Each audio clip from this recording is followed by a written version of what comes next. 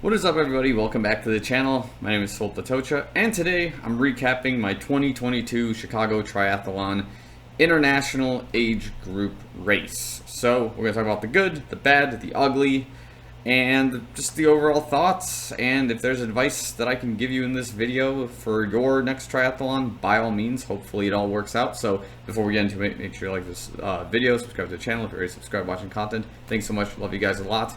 Let's talk about pre-race. So last year when I raced the Chicago Triathlon, I lived in Colorado for about a month.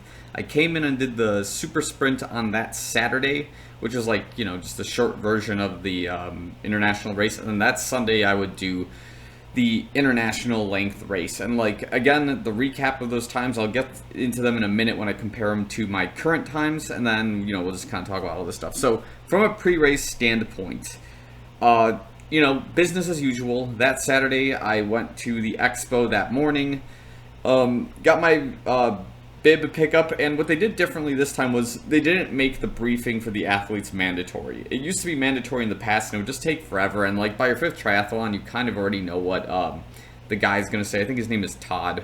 Fun fact, he announced my name during the Hot Chocolate 15K in Houston. He didn't remember who I was this year. It's okay, whatever, fine. Like, during the briefing, he didn't know. But I digress.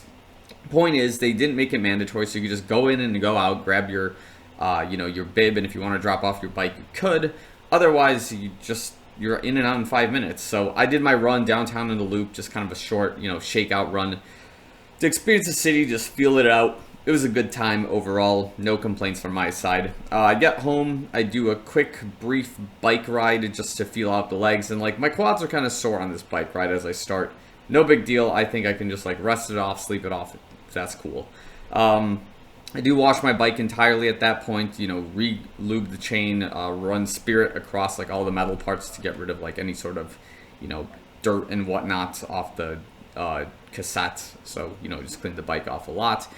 Going into the triathlon, I had a concern with one of my bike cleats. I'll show you this to you guys in a minute, but I was a bit nervous about it because it was like in and out and I couldn't quite sort it out. So I have bought a new pair of cleats since then, but I'll show you what I was racing in. And then, of course, I did a swim in the outdoor water, and I'm going to tell you, like, that swim felt awesome in the water. I wanted to keep going when I was in the pool, but I knew it was just better to taper off, so I had a good feeling about my swim leading into the triathlon, just because of that little shakeout swim. Everything else just kind of felt average to me, so, it is what it is. So, getting into, I guess, that evening, we drive into the city. We have a hotel. We stay at the Hilton that's, like, in the South Loop there. And, we go to Kitty O'Shea's as, like, per tradition. I get, like, a burger. Depending on who's with me, I'll drink. But, like, this time around, it was just, an easy night. It was just a noisy pub. Ate the food, went to sleep around like 12:30 in the morning, and I was like in and out in terms of sleep at this point, but I did like extra dose some melatonin just to like help go to sleep, and it did work for a brief period of time, but again, I was like in and out for like that entire hour, and I know that's just how it is race morning. I'm not gonna fight it.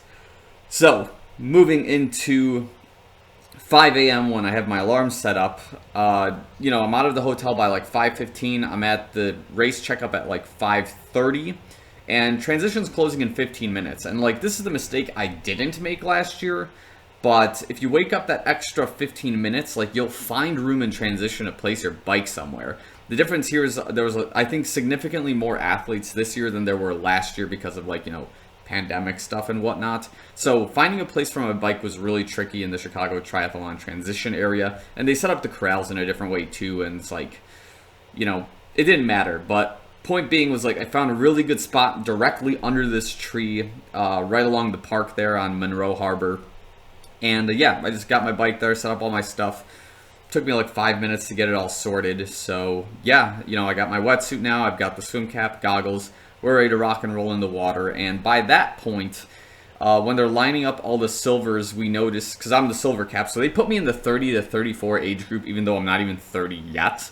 So that was just really funny, but yeah, you can see in the blue caps, it was all the 20 to 29-year-olds in that particular age group, which was quite a sight to see, because there was just a huge wave of them, and what they were doing differently during this race was more of a it was like a staggered start between, 6 people, release them, give them 3 seconds, another 6, release, another 6, etc. Rather than just like throwing everybody into, the water at one time to kind of feel out the water and then launch everyone. So there was some advantages and disadvantages to that. So my thought process here was, okay, I've done this race, like this will be my 5th time doing the Chicago Triathlon. I'm going to go in front. So like I kind of already know the swim course. I'm not afraid of the swim course. In fact, I like swimming that swim course. And I've seen in years past of like how people are nervous about open water swimming. So I was down with it. I went in, and I was probably like the third of like the first group of maybe 16, 18 people to get in the water. So, I'm in the water, when our corral kicks off at 6:32, I think it was. And business as usual in the water. I feel great. It looks like this guy and this one guy and myself, we're just plowing through the race at this point. And like we have this huge gap of like maybe 2 minutes in the water between us and the blues, where we're just making up ground, just able to swim freely, just go, as fast as possible. I'm feeling good in the water, no issues whatsoever. And I guess we fast forward closer to the end of the race, and this is where I guess the staggered start kind of had some of its issues, which is that the slower swimmers are bunching up now from the previous corral, and now we're stuck dodging those guys as they're like, swimming and basically stopping, turning around, or doing like backstrokes, whatever it is. Like the inexperienced swimmers are now stuck in the back group, and we're the ones that have to navigate around them. It's like our responsibility, and I totally get that. So that's just the name of the game at this point towards the end, is just dodging people, swimming in between people, and like without verbally communicating with them, indicating that, hey, faster swimmer coming through, let me through. So there's a couple of ways of doing that, like whether it was just like, just changing your stroke in the water a little bit to accompany a little bit more speed, or it was able to like do a side, I guess, like what is that, just like some sort of whatever freestyle thing to push people. Like it was, I'm not usually an aggressive person in the water, but at this point I understood like whenever I do open water swimming, I'm always in fight or flight mode. And like most of these people are like, okay, we're gonna swim to this checkpoint, this checkpoint, this point, that checkpoint. It's gonna be a great time. In my mind, I'm like, we're swimming to the end of this gate, and I'm gonna go as hard as possible to get there. So at this point in time, I eventually get to the gate after dodging some blue swimmers, and my last year time was 27 minutes and 7 seconds. This year, I swam it in 26 minutes and 16 seconds. So I cut off a whole 40-something seconds off my race time. Actually, it might be more. What is that? It's like almost 49 seconds, somewhere around there, but it's basically a PR. So I'm very happy with my swim. I got out of the water. I saw on my watch that I was killing it, so I said, perfect. We're doing well. I didn't expect the swim to do that well, but it just so happened that it was good. So, now we begin our quarter-mile run to transition, and we do all that jazz. So let's talk about the bike segment in a nutshell. I'll just go briefly through this one because there's not many key points to talk about in it. As usual, going north to Hollywood and then turning into, I think, into that Edgewater area. Very fast, very clean. I take my nutrition around that segment of the race to kind of jumpstart the bike.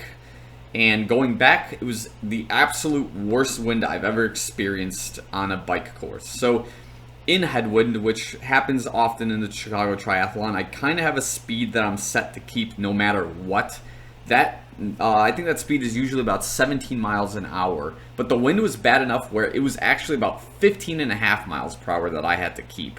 So that being said, you can probably guess that this particular segment of the bike course ended up being significantly slower, and I would have to make up that ground later on faster pieces of the course, which I take pretty fast anyways. So there was no one particular moment on the course where there was like some sort of highlight or anything like that. I mean, my aero bars were working well. My cleats were working well for the time being until the very end of the race, where when I was preparing to jump out of my bike and unstrap my cleats, my right cleats did in fact come off, and I barely kept it on the bike with my foot kind of just holding the cleat there. So there were some issues on that side, of course, and as I got off my bike at the transition area, I told the guy who was monitoring the thing, my cleat's gonna fly off, watch out. So it does fly off, he gives it to me, and I kind of just run with it, so it is what it is. But last year I did the bike course in about an hour 15 and 27 minutes. This year I did it in an hour 16 and 6 seconds. So I lost a whole 30 seconds on this bike. A little bit more maybe. This might be more. Let me do my math here. It's like 50 something seconds. I almost lost almost an entire minute here. And, you know, I'm not going to sandbag it. It wasn't my bike course this time around. I am going to blame the wind on this one, on our return segment, for just really killing me at that point. But, you know, it is what it is. That's part of the name of the game of this course. And, even if I trained better, it wouldn't have probably made a difference in terms of how to fight that wind. Like, I could sit in aero position and try to fight with the bike I have. This is the beauty of triathlon, is that sometimes the elements within the race are out of your control. So, like, let me phrase this carefully, right? I know what bike I'm using, but I'm not in the financial position right now to, like, buy a time trial bike, for example. I could rent one. That is an option, so you guys could rib me on that one. But the idea is, like, the bike I have is almost 7 years old. It's a really good road bike, but in terms of racing with, like, top class, top age group, top echelon competitors, I won't get anywhere with this bike nearly as well as some of those other guys. And I've seen those guys with those bikes just, like, blitz past me. So it might be time to seriously start considering, once my, like, student loans are completely paid off, to invest in a time trial bike or just a better sprint bike of some sort. Something that might not be as comfortable, but will be fast enough and, you know, just be a lot more efficient than the bike I'm using right now. Maybe some sort of, like, cassette to disc ratio on the bike will ultimately change it up. It's cassette to crank. That's what I meant to say. So we'll see. That's where triathlon has its wonders. It's like the logistics on certain pieces of the course will make a difference. So, you know, I get off the bike. I'm still feeling pretty good. I take a gel, like, at the last 4 miles of the bike to prep for the run. And that leads us into our run segment, which by the time I saw my bike time off the course and I had chosen the Alpha Flies, I knew that, like, depending on how I was feeling, I probably wasn't going to blow out of the gate with a 6:02 pace. I don't think I wanted to this year, because last year when I did it, it hurt bad. And not only did it hurt bad, but, like, it didn't make any logistical sense, because I was running 7:30s by the end of the race, and I was like, what's the point of that? Like, this is just a burnout run at this point. So I changed the strategy up a little bit. I went out of the gate with 6:30 pace. And what happened at this point was there was a I swear this kid was probably, what's it called? What is this terminology? He was a relay athlete. There we go. And I think he was the runner in the relay athlete group. And he was running 6:30 pace. So I caught up with him and I tell him, like, hey, you're running 6:30, I'm staying with you. And he's like, I was thinking the same thing. So it's obvious that we're both pretty fast on this course and we're kind of just, like, you know, jambling around. I'm kind of talking to him. He's talking to himself a little bit, obviously to hype himself up. He's like, concentrate, like, you can do it. And I'm like, yeah, you can do it. So obviously I'm in good spirits running 6:30 pace. I feel fun. I feel, like, relaxed. And yeah, at some point at, like, maybe mile 3 or mile 4, I decide to kind of kick it up a gear, because he slowed us down to about 6:45 pace, and I'm thinking, we're not running that slow on this course. So, you know, I start kind of kicking the pace, and I'm starting to pass people who, like, recognize that I would pass them, and they're like, dude, I saw you on the turnaround, like, I knew you were going to catch up to me. I'm like, oh, cool, like, what are you running? He's like, oh, I'm running, like, 7:15 pace. I'm like, can I meet you in the middle at, like, 6:40? Like, run with me. I'll help you. You help me, and we're going to have a good time. So this is my strategy here, is that there is no strategy. I'm just having fun on the run. Like, I understand that I'm not going to PR during this run in any sort of fashion, because I'm not in the same, like, speed shape that I was as last year. I don't have as much mountain acclimation or EPO in my bloodstream from just, like, living in the mountains as I did. So I'm just taking it as fun. And, you know, like, during the entire run, I didn't feel sick. I didn't feel like I was going to puke. I felt good during the run, doing at about, I think the average was like 6:40, 6:35 pace, if I recall. So Yeah, at some point I remember passing a guy with a megaphone. He was like, yelling some fun, like typical things like, you can do it. Oh, Team CES, or like whatever this was. So I yell at him. I'm like, all of this for just a banana? And he starts laughing. It's like hysterical to him. So now he's on the megaphone, like yelling at people like, you're doing all this for a banana? And it was just a fun time on the run course. And obviously there were some people who were struggling. They were not having a good time. And I'm like maybe one of a very few people on the course who's just kind of just shooting the shit with everyone and just kind of doing my thing at 6:40 pace, which seems bananas to some people, no pun intended. But I had fun, and like that's I think what counted during the run. And like obviously I finished the run, well, not obvious, but I'll tell you what the times were. So last year I ran it in 41 minutes and 18 seconds. This year I finished the run in 41 minutes and 39 seconds. So there was a 20-second difference between the last 2 years, and I didn't PR on this run. And I didn't even expect to. So I didn't hold myself to a high standard for this run. And through having fun with it, I actually ended up finishing this race with the thought in my mind that I actually really love the Chicago Triathlon, and I should just do this race every year no matter what. Even if it's never the A race on my block, this is just a fun race. I love it. I'm just going to do this. So I ended up finishing the entire race in, I think it was like 2:33 and something minutes. That was the entire thing. And last year I did in 2:32. I did not PR this year. I didn't care. I was very happy with just the fact that I was able to compete after busting my head and being, getting a misdiagnosis on my heart. 2, just being able to actually finish the race in a fun kind of fashion.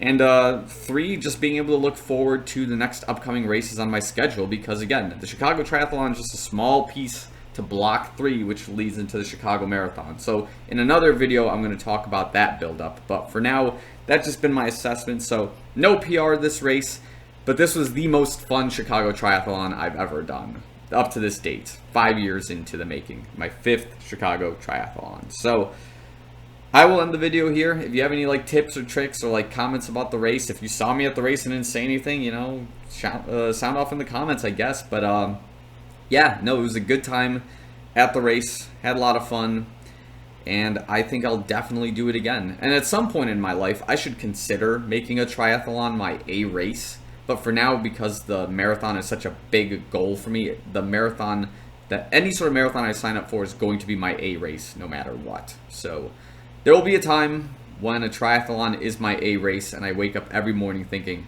how do I train for this triathlon, rather than, okay, how am I training for this marathon? So next video to come and describing our strategy leading into the Crystal Lake Half Marathon this coming Sunday at the time of this video. So thanks so much for watching. I'll see you guys in the next one.